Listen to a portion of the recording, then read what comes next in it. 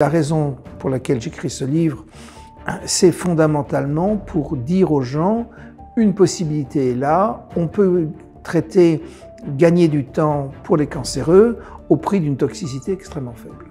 On a une impression claire d'efficacité sur des cas éparses de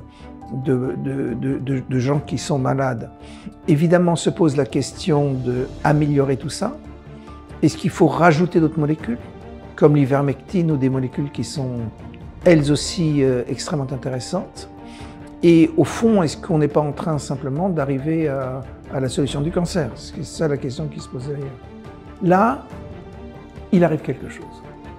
Le traitement du cancer arrive, et probablement dans pas très longtemps.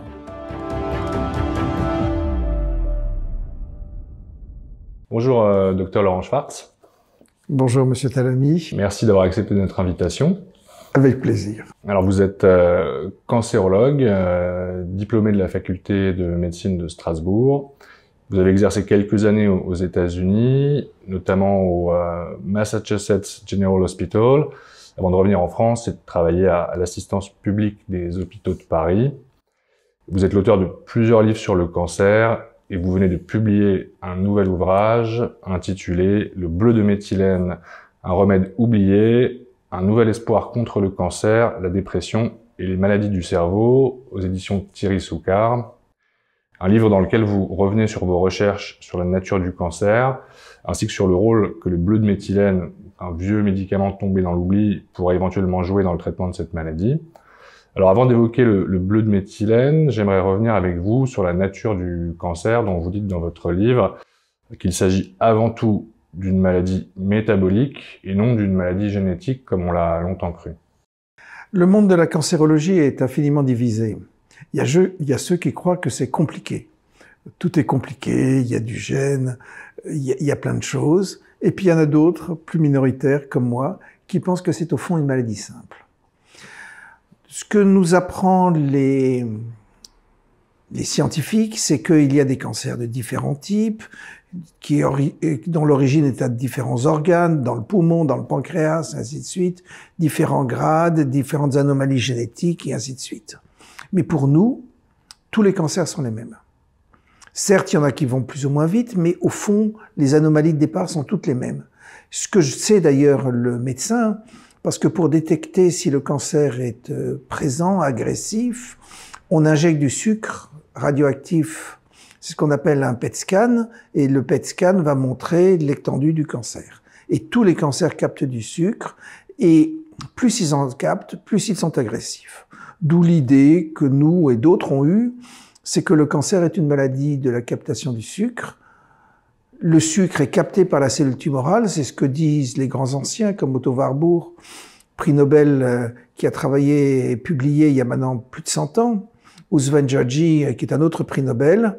Et ils disent le cancer est une anomalie de la captation du sucre, le sucre est mal brûlé, et c'est ça qui donne le cancer. Et au fond, le cancer est une maladie très proche du diabète. Alors tout ça, c'est des jeux intellectuels où les gens se perdent un petit peu dans tous les détails. Mais ce qui est important, c'est qu'en travaillant sur le sucre, en travaillant sur la captation de sucre, on peut traiter les malades. Et la raison pour laquelle j'écris ce livre, c'est fondamentalement pour dire aux gens, une possibilité est là, on peut traiter, gagner du temps pour les cancéreux au prix d'une toxicité extrêmement faible. Oui, c'est ça ce que vous dites dans votre livre, c'est que en fait les cellules saines du corps humain, elles satisfont leurs besoins énergétiques grâce à la respiration d'oxygène, tandis que les cellules cancéreuses, elles satisfont leurs besoins énergétiques par la fermentation du glucose, donc du sucre en fait. Je vais essayer de vous le faire en biochimie, la biochimie pour tous, est compréhensible. Votre cellule, elle peut faire deux choses. Soit elle brûle, c'est ce que vous faites quand vous faites votre course à pied ou jogging ou tout ce que vous voulez, et la nourriture est coupée en morceaux et les électrons et les protons vont se lier à l'oxygène pour faire du gaz carbonique et de l'eau. Quand vous faites du gaz carbonique et de l'eau, vous brûlez et vous faites pas de masse, tout va bien, la cellule vit, il n'y a pas de problème, et une cellule qui oxyde est une cellule qui va bien. Mais si, pour une raison X, Y ou Z, la cellule brûle mal, eh bien, ces électrons, ces protons, ils vont devoir sortir. Et la façon dont ils vont devoir sortir, comme ils peuvent pas faire du gaz carbonique et de l'eau, ils vont faire de la masse. Donc la cellule, elle peut faire deux choses. Soit elle chauffe, elle fait du gaz carbonique et de l'eau, tout va bien. Soit elle fait de la masse. Et faire de la masse, c'est faire des plaques amyloïdes dans l'Alzheimer, c'est faire un syndrome inflammatoire, c'est faire une cellule qui se divise en deux. Et vous avez cette dichotomie. Une cellule va bien quand elle brûle, et une cellule malade est une cellule qui fait de la masse. Et cette masse va donner une tumeur, un Alzheimer, un Parkinson, une schizophrénie ou tout ce que vous voulez derrière. Et le but du médecin, il est simple, il faut refaire brûler la cellule tumorale. C'est ça qu'on a compris. C'est des choses qui étaient déjà comprises il y a 100 ans, mais qui sont tombées en désuétude, qui ont été oubliées. Au fond, la médecine, la biologie, c'est pas compliqué. Il faut refaire brûler la cellule, et si la cellule brûle, tout va bien, la maladie s'amende. Et vous dites que ce sont des choses qui ont été découvertes finalement au XXe siècle, début du XXe siècle. Enfin, vous avez parlé d'Otto Warburg, prix Nobel de médecine allemand, et puis de Albert Szent-Györgyi, qui était aussi un autre prix Nobel de médecine, et qui ont travaillé sur ces questions-là. Pourquoi est-ce que leurs travaux, finalement, qui ont eu de l'écho à l'époque, j'imagine, sont tombés dans l'oubli aujourd'hui? Alors, Otto Warburg, pour parler de lui, a été extrêmement connu. Il a été très protégé. Bien que demi-juif, il a pu travailler sous le Troisième Reich, parce que Hitler était complètement phobique du cancer. On lui avait enlevé un polype des cordes vocales, il était sûr qu'il allait avoir un cancer. Donc il a toléré Otto Warburg, qui a fonctionné avec plein moyen jusqu'en 1945. Et puis tout ça est parti, on l'a oublié, parce qu'on est parti sur une autre idée, c'est que le cancer n'était pas une maladie métabolique, sans aucune façon de le prouver, mais que le cancer était une maladie génétique, informatique. Il y avait toute l'éclosion du génome qui a correspondu à l'éclosion de l'informatique, et on est parti sur autre chose. Vous savez, la vie, c'est souvent partir sur des fausses pistes. On peut le dire en politique, on peut le dire en économie, on peut le dire en médecine. Après, il y a le temps de se rendre compte que, au fond, la médecine toute génomique, informatique et tout ça, n'a pas guéri grand monde. Et qu'il est temps de revenir sur ce qu'on pensait avant. Et avant, ils n'étaient pas forcément complètement délirants. Et ils avaient compris des trucs qui vaut la peine d'être revus. Oui, parce que ce que vous dites dans votre livre, c'est que seuls quelques rares cancers ont une explication strictement génétique, notamment lorsqu'ils surviennent chez les enfants ou les jeunes adultes, mais que le facteur génétique n'explique pas les cancers les plus fréquents qui apparaissent chez les adultes ou les personnes âgées. Oui, je confirme ce que j'ai dit, je suis toujours d'accord. On dit que 2 à 3% des cancers sont d'origine génétique. C'est-à-dire quelques cancers les cancers de l'enfant, quelques cancers du sein et ainsi de suite. Mais la majorité des cancers, vous avez qu'à le voir dans votre environnement à vous, ça touche des gens qui n'ont pas de tare génétique évidente. Le cancer est une maladie essentiellement de l'homme âgé. Les 2 tiers des cancers, c'est à peu près 70 ans. Et là, la part de génétique est très faible. Mais par contre, pour revenir à ce que j'essayais de vous dire avant, dans tous les cancers, vous avez une augmentation de la captation du sucre. Dès que vous faites un PET scan, ça fixe le sucre. Et au fond, ce que disait Otto Warburg reste correct. Le cancer est une maladie de la digestion du sucre. Et la question que nous, médecins, avons, c'est comment lever cette fermentation. Comment arriver à utiliser ce que les autres ont compris pour en faire un traitement et pour permettre aux malades de survivre. Donc est-ce que pour vous, finalement, l'augmentation de la consommation du sucre aussi qu'on constate ces dernières années, c'est un facteur qui joue un rôle important dans la hausse des cancers, puisqu'on a une alimentation beaucoup plus riche en sucre? Alors, moi, quand j'étais jeune, le problème c'était le tabac. Où évidemment, il fallait pas fumer parce que c'était dangereux et tout. Et on a mis beaucoup de temps. On se rend compte, là encore, c'est les nazis qui ont prouvé que le tabac était le plus dangereux. Les premières lois anti-tabac, c'est 1930. Par l'Allemagne hitlérienne. Et au fond, on a arrêté à fumer en masse il y a environ 10-20 ans. Enfin, c'est relativement récent. Et on a vu monter la consommation en glucose de façon énorme à partir des années 50. Tout le monde sait que c'est dangereux. Il y a tout ce que vous voulez comme données pour le savoir, mais au fond, la politique de santé publique n'a pas bougé. Vous trouvez des sodas partout, riches en fructose. Et au fond, le problème du sucre est un problème majeur. Ce que j'ai essayé de faire dans mon bouquin, je veux dire, c'est pas un livre pour intellectuels, c'est de remettre l'église au milieu du village. Le cancer, c'est une maladie de la digestion du sucre. Il est évident que vous ne devez pas manger trop de sucre parce que c'est dangereux, que tous les sodas, c'est des cochonneries. Ça, tout le monde le sait. D'abord, c'est pas bon au goût. Et deuxièmement, on peut lever cette fermentation cancéreuse avec des molécules qu'on connaît, type bleu de méthylène ou ainsi de suite. Alors, justement, est-ce que vous pouvez nous parler un peu du bleu de méthylène, qui est une molécule ancienne finalement et qui a d'abord été conçu comme un pigment, un colorant pour l'industrie textile avant d'être employé en médecine? On part toujours en médecine sur l'idée qu'il faut de la high-tech, parce que seule la high-tech va nous guérir.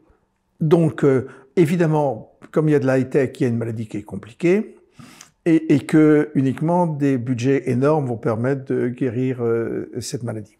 Nous, on est des Français, on n'a pas beaucoup de moyens. Par contre, on a des idées, donc on a essayé de faire autrement. Et on est parti sur l'hypothèse évidemment inverse. C'est une maladie simple, il y a des traitements qui existent, et tout ça ne coûte rien. Donc voilà le tableau. Et le bleu de méthylène est une molécule extrêmement ancienne, 1876. Le dioxyde de chlore, qui est l'autre molécule que je pousse, c'est tout de même la Révolution française. Tout ça coûte 2 ou 3 euros le kilo. Alors, si vous voulez de la qualité pharmaceutique, c'est un peu plus cher. Le bleu est un ancien pigment. Et les malades qui prennent du bleu de méthylène urinent bleu foncé, parce que c'est un pigment. Et c'est une molécule que moi, j'ignorais totalement. Heureusement, j'ai une des personnes avec qui je travaillais, parce que malheureusement il est mort, qui est Marc-Henri, qui m'a expliqué l'histoire du bleu de méthylène. Moi, en tant que médecin, j'en avais jamais entendu parler. Et ce sont 2 molécules de benzène accolées l'une à l'autre, donc c'est de la chimie simple. C'est un capteur d'électrons, pour revenir sur la fermentation, on y reviendra, et c'est la molécule mère de quasiment toutes les molécules inventées entre 1930 et 1960. Donc les antidépresseurs, la chlorpromazine, la chloroquine dont on a énormément entendu parler, les diurétiques, les antibiotiques, tout ça, ça dérive du bleu. Et le bleu, utilisé dans les années 1902-1905, c'est le traitement du cancer. Le problème du bleu, c'est que vous pissez bleu et que, à moins d'être totalement étanche, vous salopez tout. Et donc, ça a déplu aux gens parce qu'après, il fallait tout laver et ainsi de suite. Et que dans les années 1900, le traitement du cancer, c'est avec du bleu, ça marche, et il y a papier après papier. J'adore ce papier du Poitou médical, pour vous qui êtes d'origine poitevine, qui dit que le traitement du cancer, c'est le bleu de méthylène, c'est 1905, ou d'Abraham Jacobi, qui est un Américain de la même période, et ils disent que les cancers stabilisaient. Donc nous, ce qu'on a fait, c'est... moi, j'ignorais totalement cette littérature, c'est un patient qui me l'a envoyé, mais on était arrivé au bleu en raisonnement, et ce que nous voyons, c'est une impression de ralentissement clair, net, reproductible des cancers avec des traitements à base de bleu de méthylène, dioxyde de chlore ou ainsi de suite. Et pour partager ça, j'ai mis les doses dans le bouquin pour que les gens puissent se débrouiller.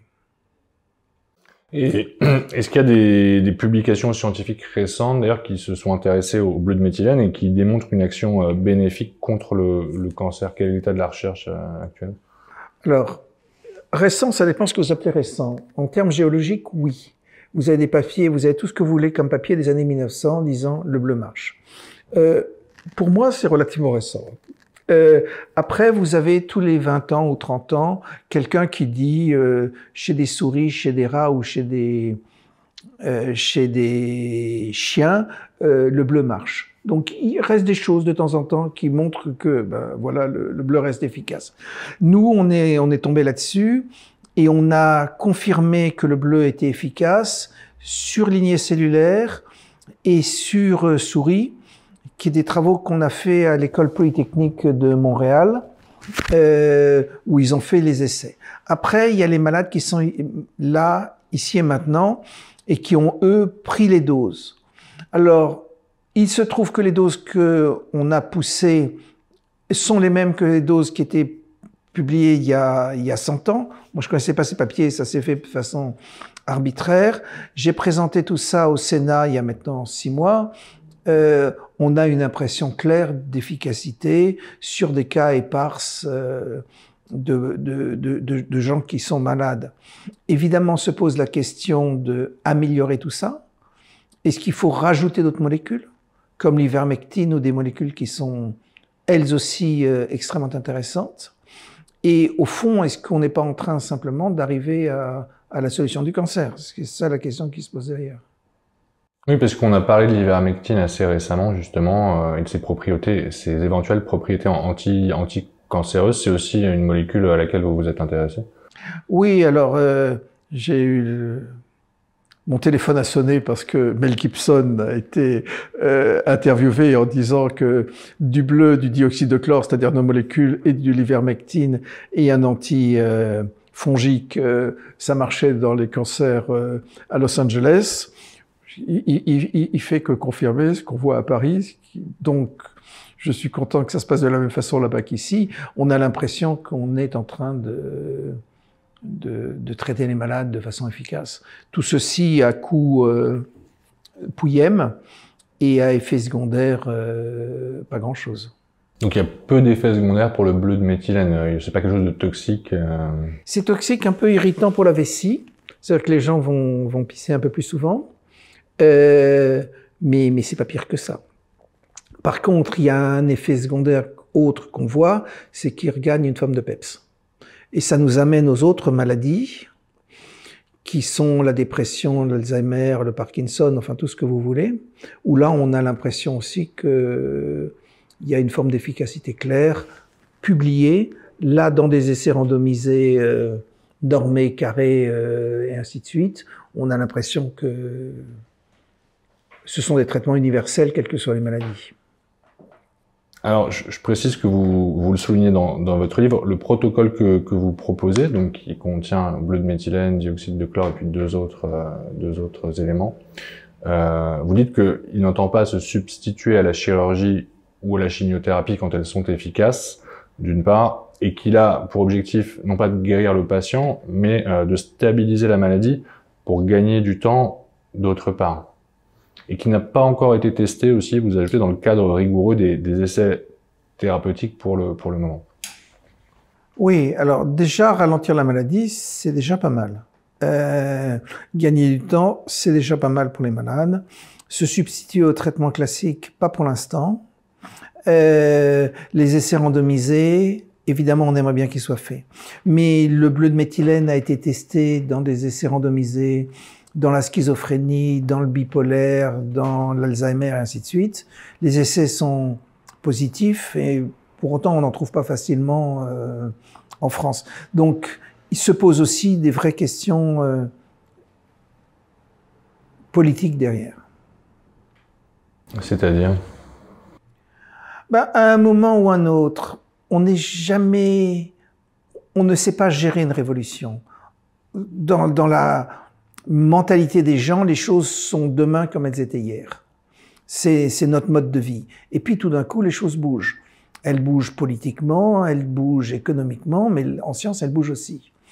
On a l'impression qu'on a compris un gros morceau, que au fond, le cancer, c'est pas très compliqué, qu'au fond, les maladies en général ont énormément de points communs les unes avec les autres, et que des molécules comme le bleu sont probablement des molécules à spectre extrêmement large. Je vous rappelle que pratiquement tous les médicaments dérivent du bleu de méthylène, qui lui-même est un dérivé du benzène, hein, et donc un capteur d'électrons, et que probablement toutes les maladies synthétisent. C'est ce que j'essaie de vous dire au début de l'interview. Dans toutes les maladies, vous avez de la masse qui se sécrète, que ce soit des plaques, donc des dépôts dans l'Alzheimer, que ce soit les mêmes dépôts dans le Parkinson, que ce soit des molécules dans le syndrome inflammatoire, ou une cellule qui se divise en deux, que c'est dû au fait que ça brûle mal, et le bleu fait brûler parce que c'est une molécule qui est un capteur d'électrons, et ainsi de suite. Donc il agit sur le métabolisme, en fait. Il régule le métabolisme. Et toutes ces molécules régulent le métabolisme, et l'ivermectine régule le métabolisme, et il est beaucoup plus simple de travailler sur le métabolisme que de travailler sur les détails du génome, qui sont beaucoup plus difficiles à mettre en avant et on ne sait pas exactement comment le faire. Et là, on a l'impression qu'on a un traitement universel pour tous les cancers, voire pour toutes les maladies. Oui, parce que vous dites d'ailleurs dans le livre que l'approche génétique du cancer a conduit à des désastres, hein, parfois aussi. Vous savez, j'aime pas le terme de désastre, j'aime pas la critique, parce que ça débouche sur rien, mais ça n'a certainement pas débouché sur la guérison des malades. J'aimais beaucoup, il y a les frères Lumière. Il y a 2 frères Lumière, et c'est eux qui inventent le cinéma, et l'un des 2 est médecin. Et il y avait les laboratoires Lumière, qui étaient des laboratoires de l'industrie pharmaceutique à Lyon, et l'un d'entre eux écrit en 1946 un livre sur la tuberculose. Le livre, il est daté, mais il est lisible. C'est une maladie génétique parce que ça touche essentiellement les familles pauvres. L'environnement, il y a l'alcool. Enfin, il y a tout les mêmes choses que vous trouverez aujourd'hui sur le cancer. Tout est là, sauf les antibiotiques qui vont arriver l'année suivante. Il ne le voit pas venir. Là, il arrive quelque chose. Le traitement du cancer arrive. Et probablement dans pas très longtemps. Alors, est-ce que ça viendra d'abord ici ou grâce à Mel Gibson aux États-Unis sur une façon ou une autre? Ça, j'en sais rien. Mais le temps est mûr pour que ça bouge. Et ça va changer plein de choses, évidemment pour les malades, mais possiblement aussi pour l'industrie, pour le système de soins, pour plein de choses, pour les effets secondaires des vaccins. Vous pouvez trouver plein de choses là-dedans. Donc moi je suis très optimiste et j'espère que je ne me trompe pas. Est-ce que l'industrie pharmaceutique et les praticiens sont prêts justement aussi à cette révolution que vous appelez de vos voeux? Ça, j'en sais rien. C'est toujours difficile de dire. Moi je n'ai jamais beaucoup cru aux anticorps monoclonaux et ce genre de choses parce que au fond, peut-être par le biais de qui je suis, je vois beaucoup d'effets secondaires. Et surtout, il y avait des courbes de mortalité. Vous savez, la cancérologie comme l'économie, vous savez le nombre de malades, vous savez le nombre de morts, vous êtes capable de sortir des chiffres. Et on voyait bien que ça n'avait pas énormément changé malgré ces thérapeutiques modernes. Ce que les gens savent très bien dans leur trip, il n'y a qu'à voir la tête des gens quand on annonce un cancer métastatique. Ils savent très bien que les traitements qu'on a à proposer sont relativement peu efficaces. Ça, c'est le passé. Moi, j'ai bon espoir qu'on puisse arriver à guérir ces malades à très court terme. Mais je crois que vous dites dans votre livre aussi que finalement, depuis une 60aine d'années, on n'arrive pas nécessairement à guérir beaucoup plus de malades du cancer qu'aujourd'hui. Hein. Enfin, aujourd'hui. La mortalité par cancer du sein aujourd'hui est la même qu'en 1960. Donc spécifiquement pour le cancer du sein? Non, c'est à peu près la même chose pour partout. C'est-à-dire ça a monté entre 60 et 90, puis ça baisse un peu maintenant. Mais je veux dire, c'est pas comme s'il y avait eu On n'a pas vidé les centres anticancéreux. La tuberculose, le jour où vous avez les antibiotiques, les sanatoriums sont fermés. Les centres anticancéreux fonctionnent largement ces temps-ci et ils sont loin d'être... Donc les progrès sont très très lents finalement. C'est une vraie discussion. Moi, je peux pas rentrer dedans. Est-ce qu'il y a eu des progrès ou pas des progrès? Est-ce que tout ceci a bougé ou pas bougé? Moi, j'ai l'impression que le schmilblick n'a pas fondamentalement bougé. Mais pour revenir à ce que j'essaie de vous dire, tous les cancers fermentent et probablement le bleu est efficace dans toutes ces maladies. Mais c'est un modèle économique radicalement différent. Oui, c'est ce qui peut aussi peut-être expliquer en partie le fait que cette molécule soit tombée dans l'oubli, puisqu'elle n'est plus protégée par un brevet. Donc économiquement, elle n'a pas d'intérêt pour l'industrie pharmaceutique et les laboratoires non plus. Dans le grand marché du bleu de méthylène, aujourd'hui, c'est la pisciculture. Donc si vous voulez que vos poissons aillent bien, vous leur mettez du bleu, comme ça ils n'auront pas d'infection. Mais c'est pas du marché de la high-tech. Voilà. Parce que vous parlez aussi de l'industrie pharmaceutique dans votre livre et de la façon dont elle fonctionne. Vous dites notamment, je crois que déjà en fait on teste essentiellement une molécule et pas une combinaison de molécules pour traiter le cancer, ce qui pour vous est une approche un peu réductrice. La cancérologie, comme tout dans la vie, a été de plus en plus normée.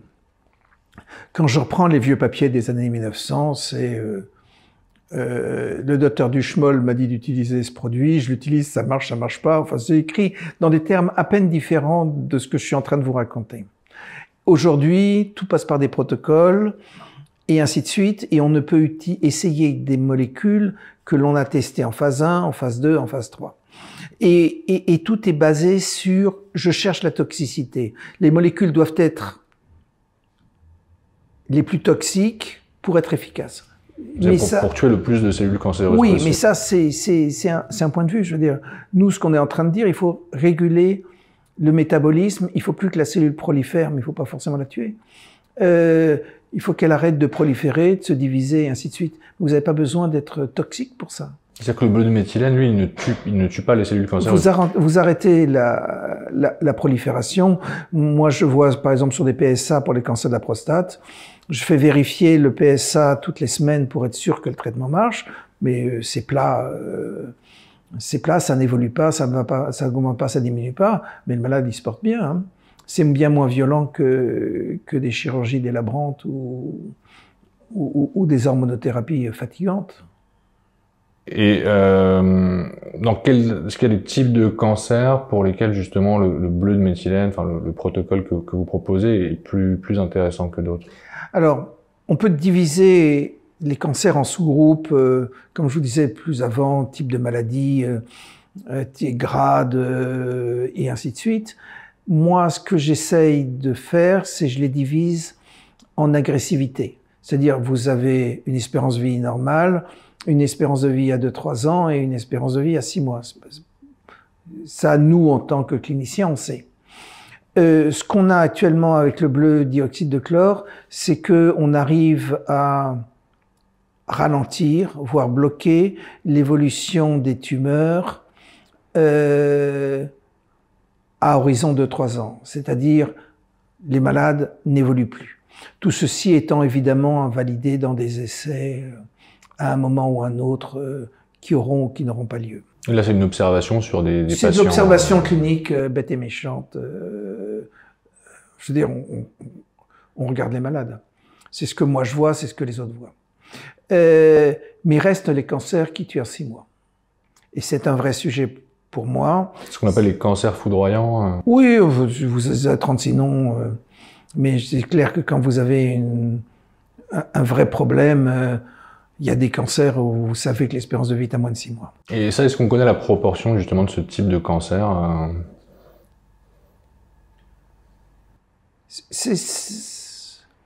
Elle est importante. Je ne peux pas vous donner un chiffre, mais elle est importante.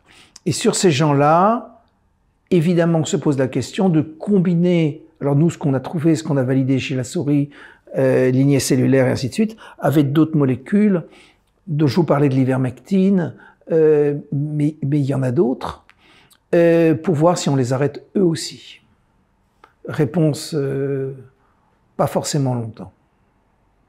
Et vous avez suivi combien de patients justement qui ont... Moi, le gros de mon activité est une activité de recherche. Je gère, j'aime pas le terme de gérer, mais je m'occupe dans tous les sens du terme d'un groupe d'une vingtaine de chercheurs. C'est ça qui me prend mon temps. Les malades, j'en vois pas beaucoup. Mais vous savez, c'est pas des maladies surprenantes. je veux dire, quand vous voyez un malade, vous savez son espérance de vie et vous savez rapidement si votre traitement marche ou pas. Vous n'avez pas besoin d'en avoir des milliers pour savoir si votre truc il marche. C'est des maladies tellement épouvantables que quelques malades, vous savez. Hein. Vous rapportez d'ailleurs le témoignage d'un malade qui a suivi le protocole dans votre livre, un Alsacien, je crois qu'il s'appelle Ghislain. Ghislain. Oui, Ghislain. Voilà, oui, non mais tous c'est comme ça. Mais moi, mon rôle en tant que médecin, c'est que les malades fassent pas de conneries. C'est-à-dire que si la chimio peut les guérir, évidemment, ou les traiter de façon efficace, qu'ils y aillent. De leur éviter aussi une forme d'abandon dans lequel ils sont fréquemment mis. Mais et puis je les écoute, il y a beaucoup de gens qui essayent des trucs eux-mêmes, des choses qui pour moi marchent pas, qui sont souvent données en thérapeutique. Les jeûnes excessifs, j'aime pas. Les traitements Beljanski pour moi marchent pas. Enfin, j'ai jamais rien vu qui me séduisait. Et puis le dioxyde de chlore, c'est les malades qui me l'ont ramené. Moi, j'ignorais tout ce truc-là. Il y a une dizaine d'années. Et le bleu de méthylène, ce sont les chimistes qui m'ont dit tu devrais essayer ce truc-là. Et après, on a retrouvé les papiers des années 1900, mais c'est bien après. Oui, d'ailleurs, vous recommandez, je crois, donc de limiter la consommation de sucre, mais pas nécessairement, en revanche, d'adopter un régime cétogène. Vous dites qu'il n'y a pas eu d'essai rigoureux pour évaluer finalement l'intérêt de ce régime-là, par exemple. Non, vous savez, je suis un paysan alsacien prudent. On a compris que le cancer consommait trop de sucre, donc on arrête le sucre. On a compris qu'il fermentait la glutamine, donc il faut faire attention aussi aux protéines. Donc il est très probable aussi qu'il consomme un peu trop de lipides. Donc de bourrer les gens de lipides me semble dangereux. Et c'est le travail qu'un biochimiste m'a fait participer, auquel m'a fait participer un biochimiste qui s'appelle Maurice Israël. Il est probable que les cellules tumorales captent trop de lipides aussi. Donc je suis très prudent là-dessus. Vous recommandez aussi la pratique d'un sport d'endurance pour relancer l'activité des mitochondries. Donc le sport d'endurance, c'est la marche à pied. 5 km par jour, si c'est possible, évidemment. Mais pas plus que ça non plus. On sait que le sport, ça a aussi une incidence à la fois sur la qualité de vie et puis aussi sur la survie, je crois. Alors, il y a tout ce que vous voulez comme papier sur le cancer du sein.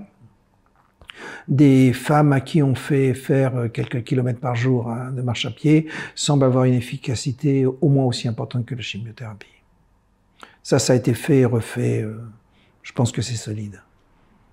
Ça veut dire deux choses. Ça veut dire que la marche est utile et que la chimio a ses limites.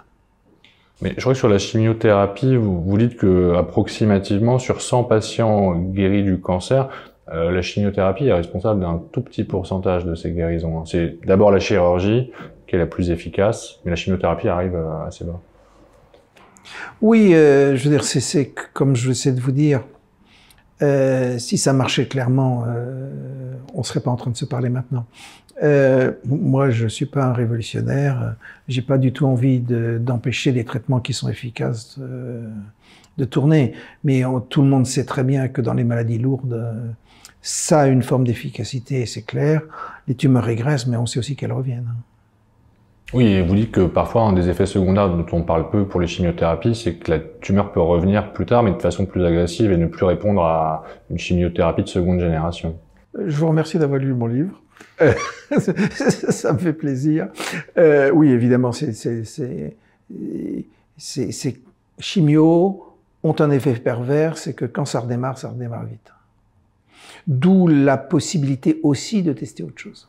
D'ailleurs, vous dites aussi que la plupart des effets secondaires, en réalité, sont liés aux chimiothérapies en médecine, je crois. On dit plus de la moitié des effets secondaires reportés en médecine sont en oncologie. Et on tolère, c'est une des rares spécialités, on tolère les toxicités lourdes. Et elles sont lourdes.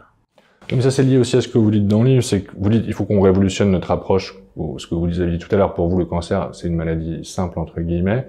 Et en fait, vous dites, on a longtemps considéré que la lutte contre le cancer, c'était la lutte entre le bien et le mal, donc une vision un peu eschatologique de la médecine. Et vous dites que cette approche, en réalité, donc qui consistait à tuer en fait les cellules cancéreuses par différentes techniques, radiothérapie, chimiothérapie, vous dites que cette approche-là, elle est pas pertinente pour vous. À moi, le bien et le mal, le jour où quelqu'un est capable de me définir ce que c'est de façon précise, où est le bien et où est le mal, c'est très bien. Mais le bien et le mal en médecine, je veux dire, une cellule bonne et une cellule mauvaise, qu'est-ce que ça veut dire? C'est complètement loufoque. Une cellule, elle répond, elle brûle, ça je comprends, elle fermente, ça je comprends, mais ça a un sens. Et le cancer, c'est pas le combat du bien et du mal, c'est un problème de fermentation. Ce problème de fermentation a une explication électronique. Ça s'explique par des chemins métaboliques qui sont un peu trop compliqués peut-être à expliquer à la minute ici. Et puis ça se traite par des molécules dont le bleu, le dioxyde, l'ivermectine, enfin ce que vous voulez derrière. Oui, parce que vous dites dans votre livre d'ailleurs que finalement le protocole que vous proposez, il pourra être amendé et qu'il y aura probablement d'autres molécules qui pourront être utilisées et qui seront peut-être plus efficaces que le bleu de méthylène. C'est pas figé. Non, rien n'est figé et heureusement. Ce qu'on voit, nous, actuellement, est du domaine du miraculeux chez certains malades. Ça n'est déjà pas rien. Sur des maladies ou des gens pour lesquels on n'a pas grand-chose à proposer. C'est-à-dire miraculeux, c'est que vous avez des gens qui ont un pronostic extrêmement sombre et qui, grâce au traitement, vivent quasiment normalement. Qu'est-ce que vous entendez par là? Ce que vous avez dit. Les gens, clairement, je suis dans une position qui n'est pas que simple. D'abord, je suis un timide. Je n'aime pas les interviews ou ce genre de choses. Je veux dire, c'est pas... Je suis tranquille chez moi et très bien, je suis content. Et en même temps, je vois des choses qui sont du ressort de la santé publique. Et au fond, je le vois, des amis à moi le voient, et on sait l'expliquer biochimiquement, on sait le démontrer ou un niveau de preuve chez les lignées cellulaires, l'animal, et ainsi de suite. On sait retrouver des papiers anciens qui disaient « on le voyait à l'époque ». Et au fond, on est dans cette impasse-là où on a l'impression qu'on est dans une vraie révolution. Et au fond, le système bouge pas. Et c'est pour ça que je viens chez vous en parler, parce qu'à un moment, ça doit bouger. Et le plus surprenant pour moi, c'est que ce discours est entendu dans certains cercles, il n'est pas entendu dans d'autres. Quand je parle de l'effet Warburg chez mes collègues cancérologues, ils savent pas ce que c'est. Ou ils l'ont vaguement entendu. Donc l'effet Warburg, c'est cette fameuse fermentation. Cette fermentation. Et si je commence à rentrer dans les problèmes électroniques, qui sont finalement de la physique quantique, mais enfin la physique quantique, ça s'enseigne tout de même, alors là, lâcher de chez lâcher. Hein. Donc il faudrait aussi établir un lien peut-être entre la médecine et la physique, puisque les deux finalement sont étroitement liés. Mais le mot de médecin en anglais, c'est physician. Physician, c'est physique. Et au fond, tout ça, c'est de la physique quantique.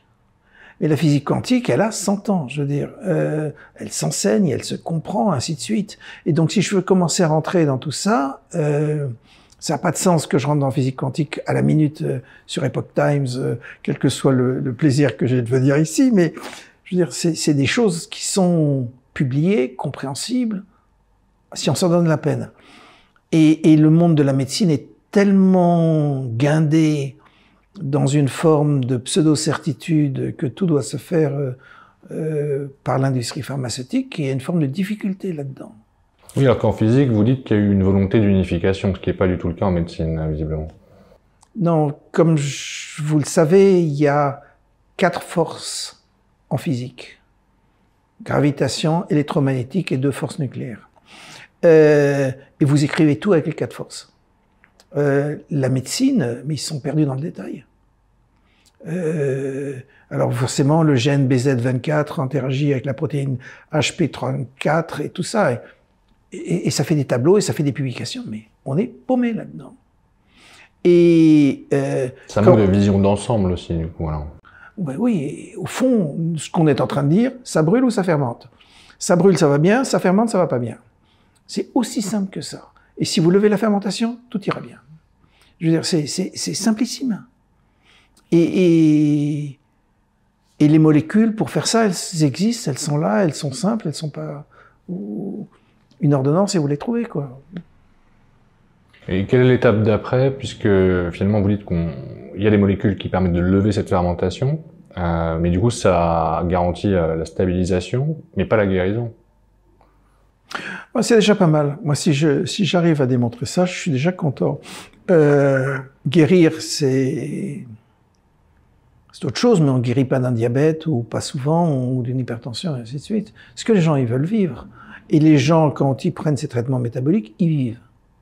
Ils sont pas à ce ordre de douleur parce que la toxicité, c'est pas ça. Du coup, on n'a pas d'idée précise pour le moment à cause justement de l'absence d'essais randomisés de cette espérance de vie, selon le type de cancer aussi. Ça dépend c'est du cas par cas pour l'instant. Non, pour l'instant, c'est du cas par cas. Je ne sais pas si tout d'un coup, ça va résister. Le problème de la chimio, c'est qu'elle marche, et puis que tout d'un coup, ça marche plus. Et pour l'instant, je n'ai pas l'impression de voir des phénomènes de résistance. Avec le bleu de méthylène. Avec le bleu de méthylène. Donc ça marche, ça tient, mais le recul est court. Et aussi, la toxicité au long cours n'est pas connue. Enfin, il reste des questions que moi, je ne suis pas capable d'adresser. Et finalement, vous disiez que vous n'avez pas réussi à convaincre finalement les pouvoirs publics, enfin les autorités sanitaires de mener ces essais. Ce sont des essais qui coûtent très cher, j'imagine, donc qui doivent être financés soit par l'industrie, soit par les pouvoirs publics, c'est ça? Ça dépend de ce que vous appelez très cher. Je pense qu'avec quelques centaines de milliers d'euros, vous y êtes. Possiblement, on pouvait le faire moins cher. Non, c'est purement religieux. J'ai essayé, j'ai fait Harvard, j'ai été longtemps à l'école polytechnique, j'étais épaulé par l'école polytechnique pour aller voir, entre autres, Agnès Buzyn, quand elle était à l'Institut national du cancer. J'ai essayé de faire monter les essais. Ça n'a rien donné. Moi, j'avance sur ce que je peux avancer. Je l'avance comme je peux. Les essais auront lieu après la bataille, c'est ce que je crains. Et pour l'industrie pharmaceutique, pardon, il n'y a pas non plus d'intérêt à mener ces essais? Il y a évidemment un intérêt majeur pour l'industrie pharmaceutique à trouver des molécules dérivées du bleu qui n'en ont pas la toxicité, la couleur. Donc il y aurait moyen de faire quelque chose. Maintenant, l'industrie est partie dans tous les anticorps monoclonaux et où les vaccins, ils font tous à peu près la même chose. Leur dire que c'est pas là qu'il faut regarder, ou pas que là, mais que ça se passe de l'autre côté, c'est bouger des paquebots et ça bouge pas vite. Nous, on a une forme de légèreté, de capacité à engranger de la donnée de façon très rapide. Parce que vous dites dans votre livre que le cancer, c'est l'investissement le plus rentable aujourd'hui pour l'industrie pharmaceutique. Hein. Je crois que vous dites des revenus de 8 des 10 médicaments les plus rentables sont liés soit au traitement du cancer, soit à celui des maladies auto-immunes. Ouais, il y a énormément d'argent qui se fait. Le cancer est un vrai problème pour les malades, ça vous l'avez compris, vous le saviez déjà avant, et un vrai business. Et trop d'argent est toxique. Trop d'argent est toxique. Oui, quand vous mettez trop d'argent dans un domaine, il faut tuer le domaine. Vous dites aussi finalement que sortir des sentiers battus, que ce soit pour les praticiens ou pour les malades, n'est pas sans risque. Vous dites d'ailleurs, je crois que certains malades ont été exclus du système de soins parce qu'ils refusaient par exemple une chimiothérapie. Et vous dites d'ailleurs que les chercheurs aussi peuvent éventuellement payer un lourd tribut. Je voudrais pas rentrer dans ces sujets-là, mais il est clair que dès que vous n'êtes pas dans les clous, dans quelque domaine que ce soit, parce que vous refusez un traitement ou un autre, parce que vous n'êtes pas capable de vous conformer à une forme de normalité, vous vous faites exclure. C'est la vie est ainsi faite. Et ça, moi, je peux pas le changer. Mais pour les malades, c'est dur. C'est dur parce qu'ils se font rejeter, parce que c'est très très violent. Alors, peut-être pour conclure cet entretien, Dr Schwartz, est-ce que vous avez un point sur lequel vous aimeriez insister pour nos auditeurs? Il y a plusieurs points auxquels j'aimerais utiliser. D'abord, il y a énormément de travail que l'on a oublié, qui est potentiellement majeur en médecine. Et d'aller lire les vieux livres, c'est extrêmement important. Plus important pour les malades aujourd'hui. Il est clair que les cancers fermentent. Il est clair quand dans les années 1900, ils avaient compris comment traiter ces cancers et que l'on l'a oublié. Que tout ceci peut se remettre au goût du jour. Que on a vérifié en lignée cellulaire, sur les souris et aujourd'hui sur des cas à droite à gauche de malades, qu'un traitement à base de bleu de méthylène permet de ralentir l'évolution de la maladie. Aujourd'hui, à la société de savoir ce qu'elle veut, est-ce qu'on veut aider les malades, comment on peut les aider, comment on peut avancer et comment est-ce qu'on peut arriver à vulgariser et à valider ce genre de traitement. Je suis très optimiste. Il se passe quelque chose. C'est de façon... Tout va dans le même sens. Une biochimie qui montre que le cancer fermente, des traitements qui ont été démontrés comme efficaces et qu'on confirme aujourd'hui comme l'étant, des gens à droite, à gauche qui se lèvent pour dire « ça marche ». Il se passe quelque chose de majeur. Moi, ce que je peux faire, c'est que sur les gens que je vois, tout ceci est un sens. Je sais, moi je suis à l'aise dans le monde des équations. C'est mon monde. Essayer de comprendre, mettre tout ça en forme, voilà. Après se posent le problème politique, de comment on s'organise, de comment la société bouge, est-ce qu'on décide qu'on va aider ces malades ou qu'on laisse tout filer. Et c'est pour ça que je viens chez vous, et c'est ça que j'espère on va arriver à faire tous ensemble. Merci beaucoup pour votre éclairage, Dr Laurent Schwartz. De nada. Bonne journée.